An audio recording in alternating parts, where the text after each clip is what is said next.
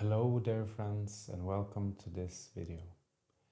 Today we will talk about the 5 most important things I learned about food as a diabetic. I really wish somebody would have told me this when I was 16, when I got diagnosed with diabetes, but maybe now I can bring it on, and if somebody is new or have had diabetes a long time and hasn't tried these 5 things, I would really recommend them. They have done a big difference for me. The first thing is the 80-20 rule when it comes to food and in general drinks and so on. To try to be 80% healthy and 20% do whatever you want. And of course, this might change a little bit if you have big problems. Maybe you need to have 90-10. Maybe also if you have no problems at all or young, more free and so on, you maybe want to have 70-30 or something.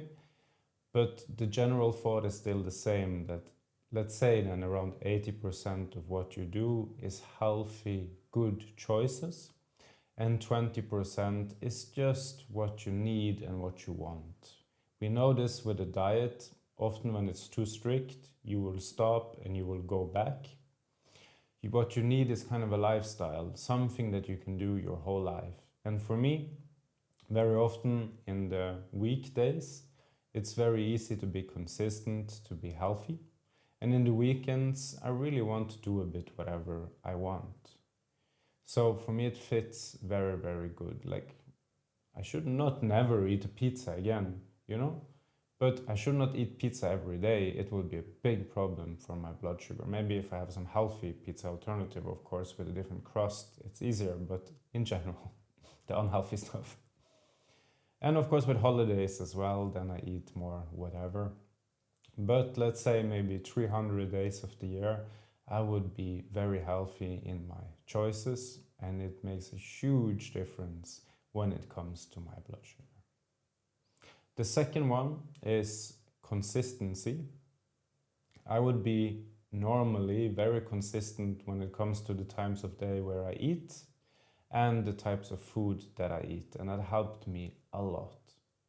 So normally I will eat a little bit after I wake up, I would eat lunch, I will eat dinner, and I would have some healthy dessert after dinner. And very often for me, breakfast, lunch, and this healthy dessert is often very similar.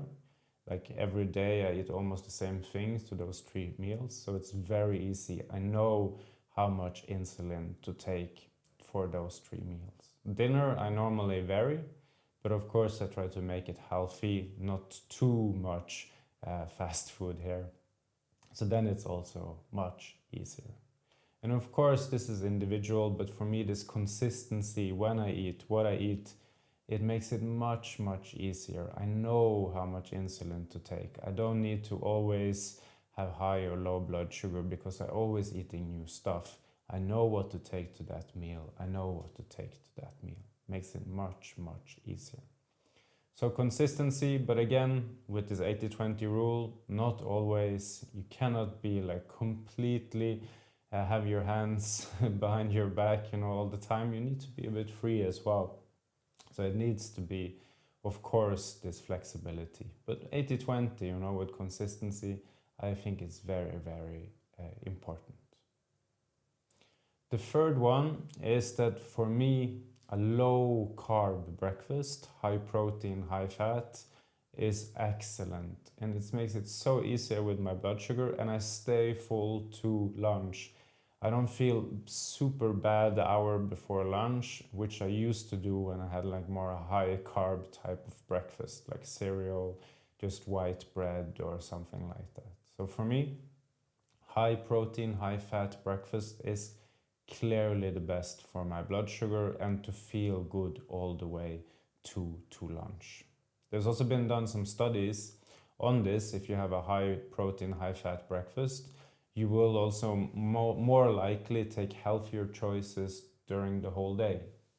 So maybe you have like an omelette for breakfast instead of this very sugary cereal or white bread, you know, it will benefit you. And I can also see it on my blood sugar. Then my blood sugar would spike, you know, right after my breakfast, and then it will collapse maybe 2 hours after. And I would feel bad and I would maybe need to eat something. And yeah, of course, then you take more unhealthy choices because you're out at work or something, and then you need something quick. And yeah, it becomes a big mess. So at least for me, high protein, high fat breakfast has been very beneficial and makes it super easy with my blood sugar. I think it's the time of the day I have the most stable blood sugar. It's until lunch, and it's because of this type of breakfast. For me, it also works very well to not have breakfast, but my metabolism is quite high, so now that I'm doing a bit of running, I need to have breakfast or my weight will go too low. So yeah, I have breakfast, and I don't need it, but I have it now. And high protein, high fat breakfast is very nice, very good for me. Something based with eggs makes me feel in general very, very nice and good for breakfast.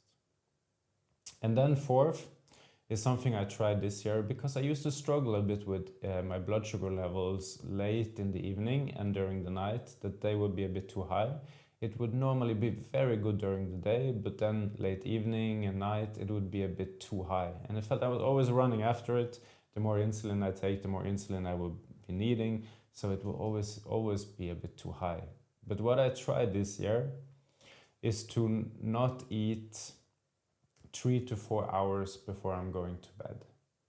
So that makes my last meal maybe around 6, 7 p.m. and I go to bed around 11, 12 p.m. normally. So this has for me been working super, super good. My blood sugar is much, much better after that, because it's difficult, you know, you eat something and then you need to kind of do that perfectly with the night insulin, which is not easy, and it can be a bit too low then, but the average would have been very good. So then it tips the whole thing off. And times now I have low blood sugar during the night is almost zero.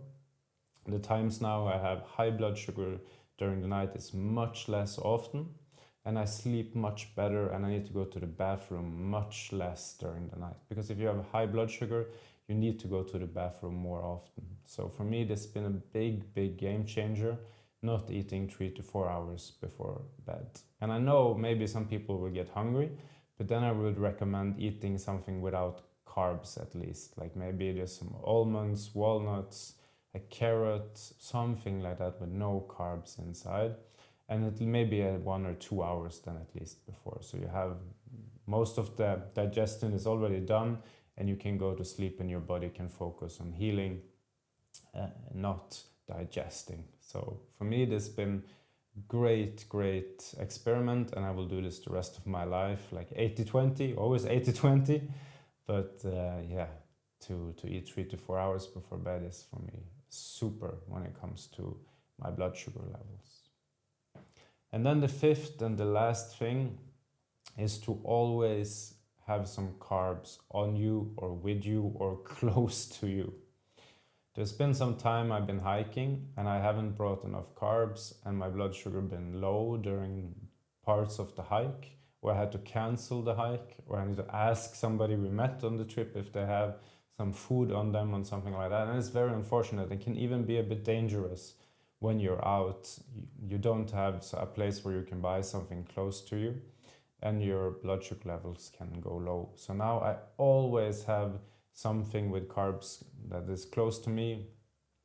Very important for me that I have something for emergency.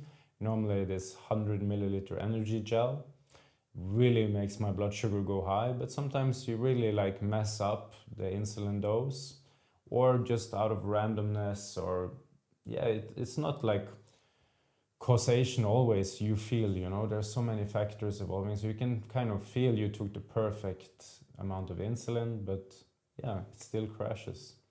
So it's so important then to have something for emergency. And sometimes you just need to regulate a little bit. You took a little bit too much, you see it's going a little bit too low. And then for me, it's nice to have some healthy snack in that situation. I often have dried apricots because I really like dried apricots, but raisins, dried banana, whatever that is healthy. I would not just have sugars and stuff like that, but something that is at least a bit healthy to also regulate when you just need a little bit. So I have for emergency and I have for when I just need a little bit. It's so important. It can be dangerous to have low blood sugar and not be close to carbs. And also for other people around, you know, with the gel, it's very easy to rub it on your teeth or on your gums, and it can quickly work. So it can also, save life if it's needed. There's also other ways like this nasal spray if you really get unconscious and stuff like that. So there is also other possibilities. And it's very important to have something for emergencies and to have something for when you just need to regulate it a little bit. You took a little bit too much. So I think that is also so important that it needs to be on this list. So these are the top 5 for me. I wish somebody told me them when I got diagnosed when I was 16. But I have learned, and the second last one, this with eating 3 to 4 hours before bed, is just something I tried and it works wonderfully. So again, 80-20, you know, try to be 80%-ish healthy, 20% whatever you want, so you can sustain this for your whole life. Be very, very consistent in what you do. Again, 80-20, some people different. The third, you know, a low carb, high protein, high fat breakfast works wonders for me. At least try it. Or have no breakfast, whatever you prefer. Because for most people, your blood sugar levels, they rise slightly all the way to lunch. So at least I don't need to eat something. I will not get low blood sugar from that. And the fourth is eat 3 to 4 hours before bed, not anything after if you can. And the fifth, always keep some carbs on you for emergency or just to regulate if it gets a bit too low. I hope this was useful. If you have other things that I did not include, please share them with the community. Have a wonderful day.